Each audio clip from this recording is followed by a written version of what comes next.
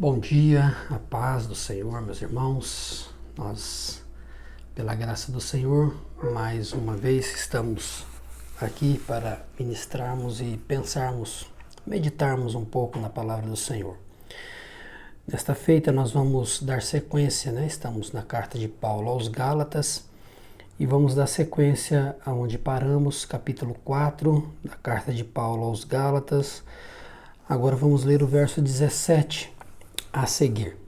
A leitura é esta: Esses falsos mestres estão extremamente ansiosos para agradá-los, mas suas intenções não são boas. Querem afastá-los de mim para que dependam deles. Se alguém deseja agradá-los, muito bem, mas que o faça sempre, e não só quando estou com vocês. Ó, meus filhos queridos, sinto como se estivesse passando outra vez pelas dores de parto por sua causa, e elas continuarão até que Cristo seja plenamente desenvolvido em vocês. Gostaria de poder estar aí com vocês para lhes falar em outro tom, mas distante como estou, não sei o que mais fazer para ajudá-los. Nós vimos que Paulo vem argumentando nessa carta com esses irmãos. Eles estão sendo assediados, bombardeados pelos judaizantes que estão levando-os a questionar a fé em Cristo e abandonar a fé em Cristo para retroceder às velhas práticas, à observância da lei. Paulo vem argumentando teologicamente, vem provando para eles, mostrando para eles que Cristo é superior, que a obra de Cristo é superior, que nós somos salvos pela graça, que somos justificados, que Deus nos declarou justos pela fé. Paulo vem abordando essas doutrinas e trabalhando com esses irmãos, e chegou um ponto que Paulo mudou de estratégia. Ele, na última parte que vimos, ele fez um apelo muito particular a esses irmãos, baseado no relacionamento que ele tinha com aqueles irmãos quando ele chegou à Galácia, como aqueles irmãos o receberam, cuidaram dele, ele estava bem enfermo, como aqueles irmãos abriram as portas para Paulo e o acolheram. Paulo então apela por esse amor, por essa amizade, tentando convencê-lo e mostrar a eles de que Paulo dizia a verdade, de que realmente o evangelho que Paulo anunciava era o evangelho da graça. Nessa parte, Paulo ele continua tratando com esses irmãos, procurando mostrar a eles que esses falsos mestres, esses judaizantes, essas pessoas que queriam que esses irmãos retrocedessem da graça e voltassem à lei. No fundo, esses irmãos estão dizendo para esta igreja, assim, esses judaizantes: Cristo não é suficiente, a obra de Cristo não é suficiente, vocês precisam agregar algo a esta obra. Então Paulo começa dizendo: esses falsos mestres. Paulo já diz logo que eles são falsos, são hereges, são pessoas que não são mestres verdadeiros. E Paulo mostra qual a intenção deles, dizendo: eles estão extremamente ansiosos para agradá-los. Ou seja, eles estão desejosos por bajular esses irmãos, para agradá-los, bajulando-os com a intenção. Paulo diz: mas suas intenções não são boas. Há uma intenção escusa por trás, há uma intenção perigosa por trás dessa bajulação. Eles querem obter algo com toda essa bajulação, com todo esse agrado. Me vem à mente um paralelo muito interessante quando Paulo chega a Tessalônica. Uma das coisas que ele diz àqueles irmãos, quando ele faz uma defesa do verdadeiro pregador, do verdadeiro mestre, ele diz: eu não vim aqui bajular vocês, eu não vim aqui para agradar vocês. Eu não vivo para agradar os homens. Ele vai dizer, eu agrado a Deus, procuro agradar a Deus, agradar a Cristo. Né? Então é interessante que aqui os falsos mestres estão caminhando sempre ao lado da bajulação. Né?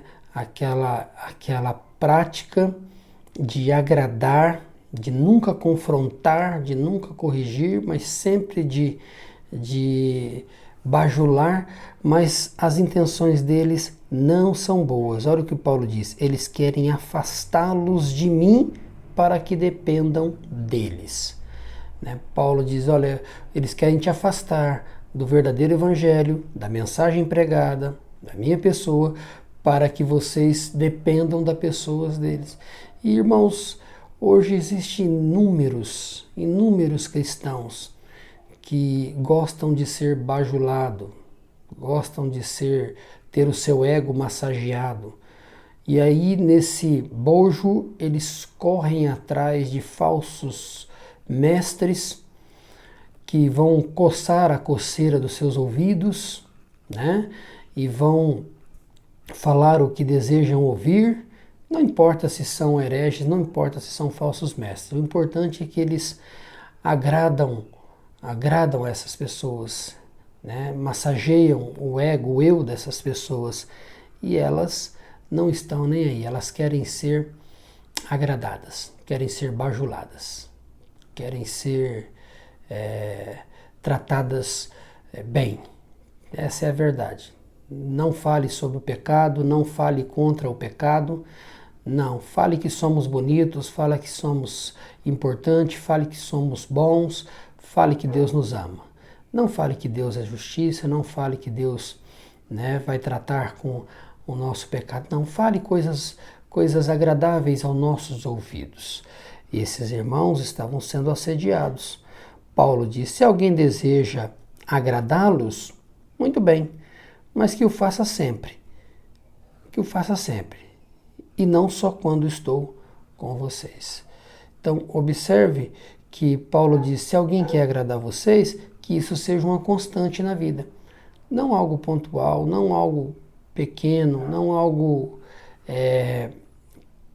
por um tempo breve, algo intencional.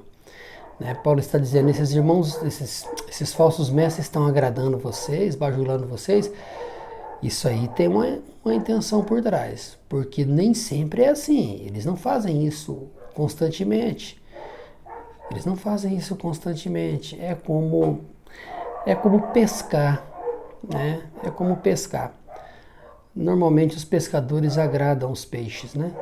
Jogam sua ceva, jogam sua isca, enchem o rio de comida, eles vão dando tudo o que os peixes gostam de comer. Mas no meio daquela comida há um anzol escondido. E a seu tempo, quando ele menos esperar, aquele anzol o espeta e ele está perdido. Né? A bajulação desses falsos mestres continha um anzol, o anzol do engano, o anzol do erro, o anzol do falso evangelho. Quando eles menos esperassem, eles estariam fisgados. É preciso que eles entendam isso. E Paulo diz, meus filhos queridos, sinto como se estivesse passando outra vez pelas dores de parto por sua causa. Paulo compara o desenvolvimento da fé, o processo de conversão como as dores de parto de uma mulher, que não são fáceis, né? As mulheres relatam que são dores fortíssimas, né? As contrações são um momento do parto ali, algo extremamente doloroso. E é verdade que depois que nasce elas não se lembram da dor, porque vê a beleza da criança e a criança em seu colo ela não se lembra, mas é uma dor que não é fácil. E ele diz, eu me sinto como se estivesse como se uma mulher que passa pelas dores de parto, eu passasse novamente até que Cristo seja gerado em vós, e isso continuará. Ele diz, isso vai continuar, vai permanecer até que Cristo seja plenamente desenvolvido em vocês, ou seja, até que vocês atinjam a maturidade cristã, até que vocês cresçam na graça, até que vocês cresçam no conhecimento, até que vocês amadureçam no Evangelho, até que o Evangelho ganhe o coração de vocês plenamente, até que isso seja algo real na vida de vocês. Eu vou sofrer essas dores de parto. Paulo diz: eu gostaria de poder estar aí com vocês para lhes falar em outro tom. É interessante, né? Numa carta, Paulo consegue abordar algumas questões, Paulo está procurando de todos os meios a convencer esses irmãos a não abandonarem o Evangelho. Eu penso que Paulo, se estivesse particularmente, ele bem coloca, o tom seria outro, né? O tom seria outro. A gente admoesta alguém de longe por meio de uma carta, vamos dizer assim, que será lida posteriormente.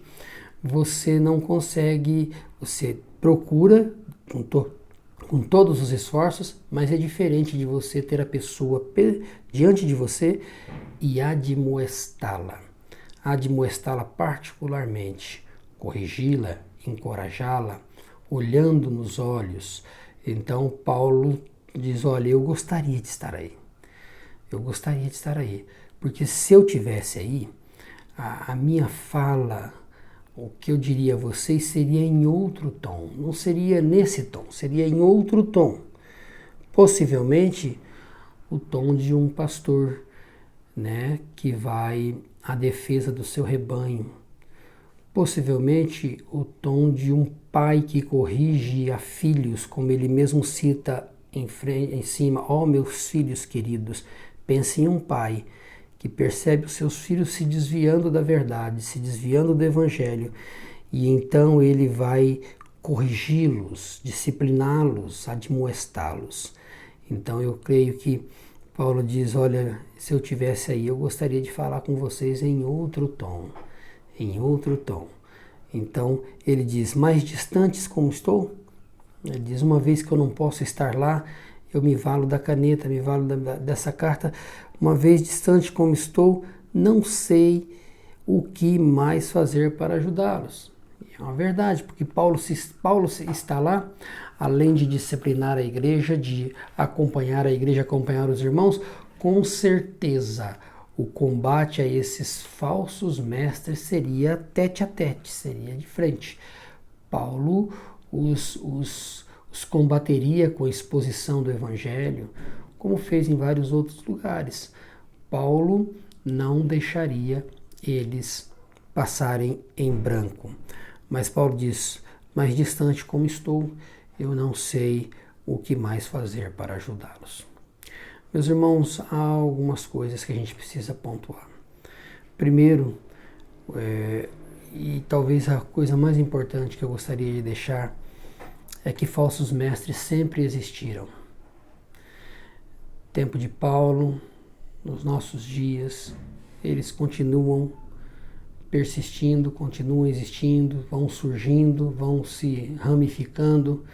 Heresias, elas vão atravessando o curso da história e elas vão se apresentando em nossos dias com roupagens diferentes, mas sempre levando as pessoas a não depender da graça de Deus.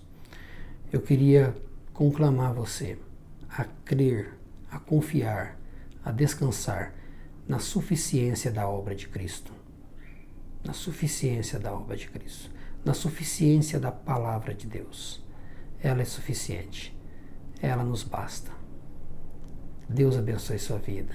Um forte abraço.